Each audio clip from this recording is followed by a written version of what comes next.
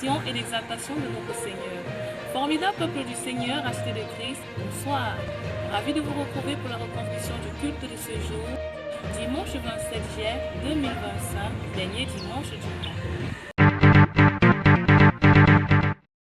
Les chants d'ouverture de ce matin étaient dirigés par la servante de l'Éternel Graciela, suivis d'une prière d'ouverture conduite par Maman Blessing, après quoi, un moment de louange et d'adoration sous le contrôle du leader de la chorale. Parce qu'ils l'ont vaincu par le sang de l'agneau et la parole de leur témoignage, les bien-aimés ont partagé avec nous les merveilles que le Seigneur accomplit dans leur vie, rendant ainsi gloire à Dieu et demandant davantage. Nous sommes directement passés à la phase de l'intercession, avec pour conducteur le frère Éric. Nous avons eu comme texte d'appui Malachie chapitre 3, du verset 1 au verset 5. Le sujet principal était la visitation du Saint-Esprit.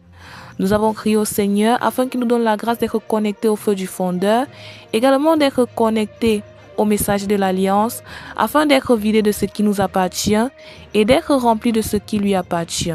Le serviteur de Dieu nous a fait comprendre que si nous voulons arriver au bout de ce programme qui est devant nous, nous devons être remplis du Saint-Esprit, être remplis de la plénitude du Saint-Esprit et être remplis du revêtement de la plénitude du Saint-Esprit. C'est la raison pour laquelle nous avons crié au Seigneur ce jour qu'il visite son Église, qu'il nous visite dans son amour, dans sa force, dans son onction, dans sa fermeté et dans son courage. Nous avons crié au Seigneur ce jour qu'il vienne remplacer tout ce que le feu du fondeur a vidé par son esprit, par sa présence. Nous sommes ensuite passés à la phase du message et nous avons eu comme orateur principal le frère Éric. Le texte d'appui était Éphésiens chapitre 6, du verset 10 au verset 20. Et nous avons eu comme point essentiel la fermeté face à l'épreuve. Le Seigneur de l'Éternel nous a fait comprendre que lorsque nous marchons avec le Seigneur, nous avons catégorie et catégorie d'épreuves. Plus nous avançons avec lui, plus nous sommes éprouvés, et cela montre que nous sommes en train de grandir. Il nous a fait comprendre que le diable rôde comme un lion rugissant, cherchant qui il doit dévorer. C'est la raison pour laquelle nous devons tenir bon, nous devons être fermes, nous devons avoir les yeux fixés vers le Seigneur et savoir que nous sommes en train de nous approcher du salut.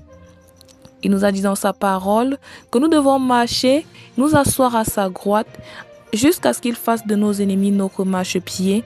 Mais même pour s'asseoir à sa droite, il faut payer le prix. C'est la raison pour laquelle le serviteur de Dieu nous a exhortés à rester et à demeurer à notre poste, comme l'a dit Habakkuk, afin que le Seigneur puisse nous trouver lorsqu'il voudra nous bénir, lorsqu'il voudra nous fortifier, lorsqu'il voudra nous amener à aller d'un point A pour un point B.